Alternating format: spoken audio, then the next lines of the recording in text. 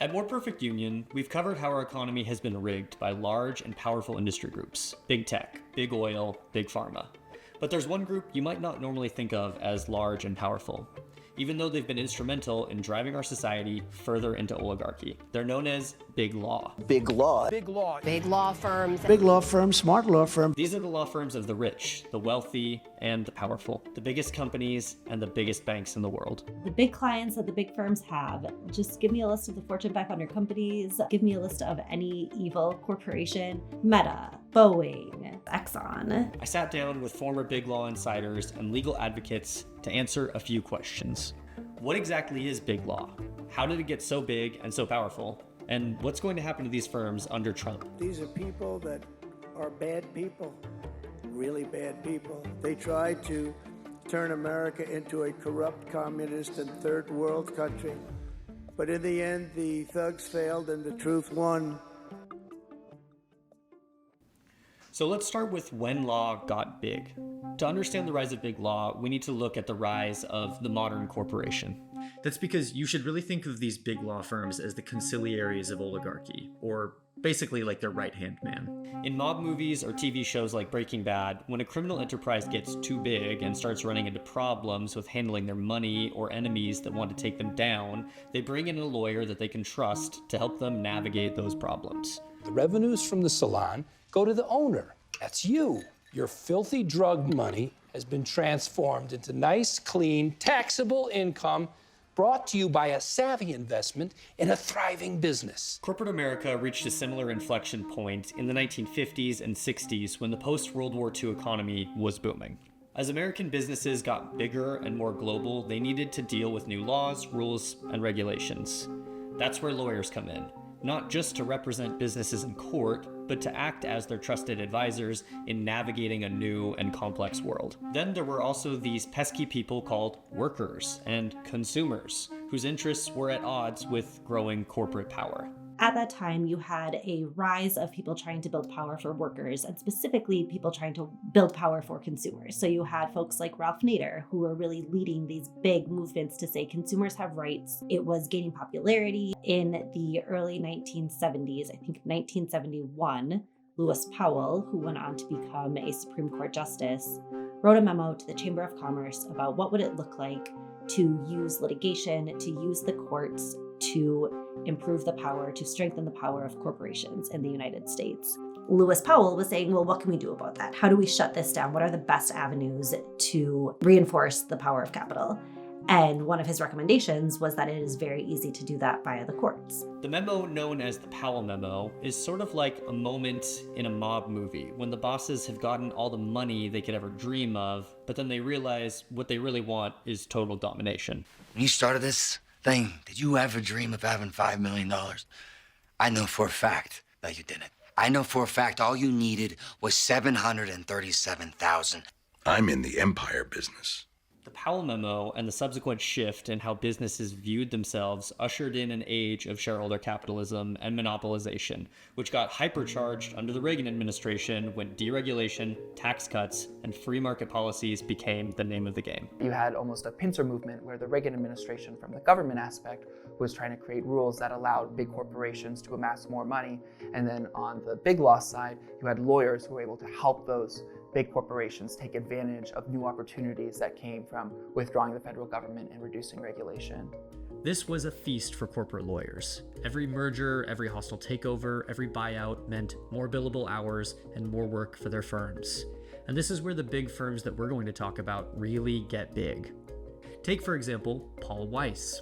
Some of their top clients are Exxon, Chevron, Johnson & Johnson, JP Morgan Chase, and Richard Sackler.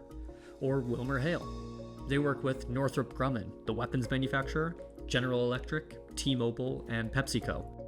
How about Perkins Coie? They work with Boeing, Amazon, Google, and Texaco. They are representing the entities that are doing some of the most egregious anti-worker, anti-union organizing in the country. For many of these law firms, representing their clients doesn't stop outside the courtroom. Often these firms will go directly to federal agencies to advocate for rules and regulations that benefit their clients. This is just a different kind of lobbying, but it doesn't require lawyers to register as lobbyists, so it flies under the radar, helping firms like Sullivan and Cromwell rake in massive profits while staying in the shadows. But there's yet another level to this relationship too. Another layer to how big law firms maintain their power and influence over the legal system. It's called regulatory capture. When we talk about regulatory capture, we talk about the existence of agencies not able to serve their function because the individuals who lead or staff them are conflicted. There's potentially no better example of regulatory capture than the career of Eric Holder. In 2001, Eric Holder is a partner at Covington & Burling, an elite law firm known for working with the biggest banks in the country. Banks like JP Morgan Chase and Citigroup, the ones who helped create the 2008 financial crisis. In 2009, he left the firm because Barack Obama had just been elected president of the United States, and he wanted to tap Holder to be the new attorney general. So this private corporate lawyer, coming from a firm that represents the biggest banks in the world, would be the country's top law enforcement official. In 2015, after 6 years as the attorney general, Eric Holder left the government, but not to retire. He walked out of the DOJ back to Covington & Burling, where they, allegedly, always had an office waiting for him. During Eric Holder's time in the government, not a single banking executive was prosecuted for the fraud that they committed. Examples like this exist across the government. Lanny Brewer, former White House counsel, jumps to Covington for a while, leaves to work with Eric Holder in the DOJ, and then leaves to go back to Covington. Loretta Lynch, attorney general after Holder, leaves and is now a partner at Paul Weiss. This is a feature of big law. It helps them protect their corporate clients from government regulation because corporate lawyers staff the government. And it helps them with their marketing. Covington, by hiring Eric Holder, is able to use his reputation. They're able to capitalize and monetize on his public service at the highest level. It allows them to get clients on the basis of having a former attorney general, the former chief law enforcement officer of the United States. So, that's the short version of how law got big. But unlike many of the shadowy organizations we've covered in the past, big law has a big weakness. And you need to take a look inside to understand what that is. You know, what are big law firms like on the inside? What's it like to work there? Working in a big law firm is intense. And it is intense specifically in terms of hours and lack of sleep. Something that I think is, I took away from spending this period of time in this very high wage earner group was that for people to sleep at night and tell themselves that their labor is worth the kind of disproportionate pay that they earn in these industries, you have to work really, really, really hard. Partners at the top big law firms will bill out at rates exceeding $2,000 an hour, and as a result, they need a certain set of client. You have to be either a high net individual or a large corporation or someone with very deep pockets to be able to afford the rates that the big law firm partners charge. There's a very limited list of clients that big law can engage that are paying because the rates are so very high, thousands of dollars an hour in some cases for one individual person. And so there's not a lot of corporations, even among private industry, there's not a lot of corporations that can or want to pay rates like that. So what you see is a lot of kind of huge legacy corporations, but also a lot of kind of private equity firm, smash and break things, move as fast as possible clients. It's this incredibly powerful area of the industry that also has not an Achilles heel, but like literally an entire Achilles body of needing to have clients that can pay $3,000 an hour. The fact that big law firms are competing over a small sliver of the business of Fortune 500 companies and a few other large entities and high net individuals is a weakness that can be exploited. America has a legal system dominated by a handful of top law firms who value profit above all else, are motivated by fear, and represent only the elite, moneyed interests in the United States. So maybe this is a weakness that could be exploited for reform.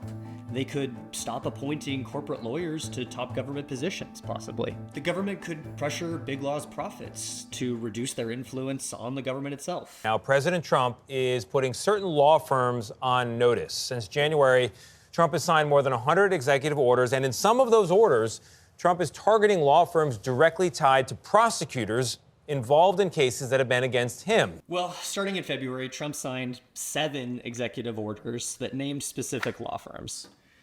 The orders say that the firms should have their security clearances revoked, they shouldn't be allowed in government buildings, and government agencies shouldn't be working with them.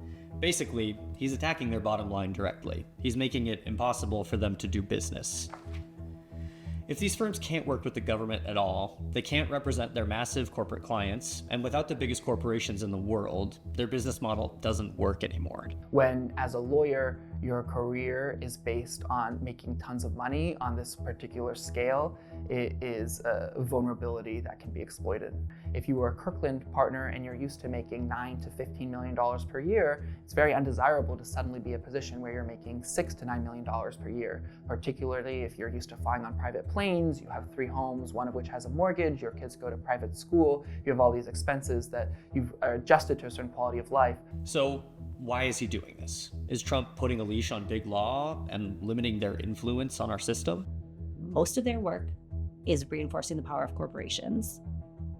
Some modicum of their work, some piece of their pro bono practice, is often suing the administration and is doing work on behalf of the communities who are under attack by Donald Trump.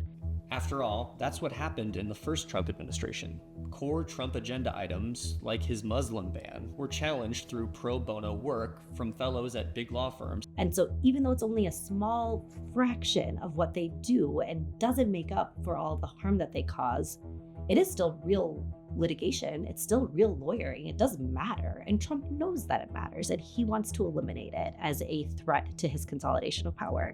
So this time around, after using their 4 years out of power to plan, the second Trump administration fired the first shot against big law. And all those same elements we went over that made law big also made them weak to his attacks. Paul Weiss and 8 other firms approached the Trump administration to make a deal so they wouldn't be targeted.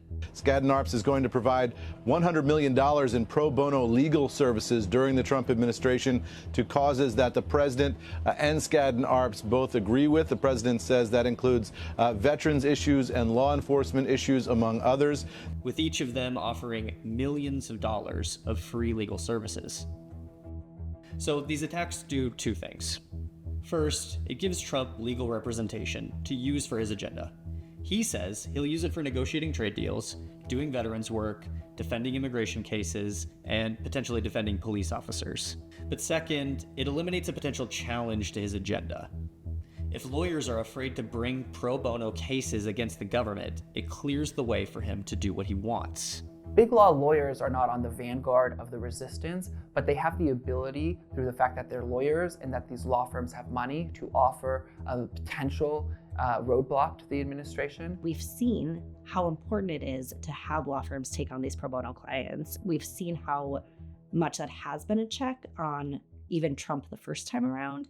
So without that happening this time, I think that there are big concerns about how the legal system will hold up and will continue to, if the legal system will continue to serve as a check on the president at all. As we've talked about throughout this piece, big law is a key factor of our oligarchy that we need to reform. So Trump is sort of right to take them on, but his attacks, driven by personal grievances, aren't going to structurally reform the legal system.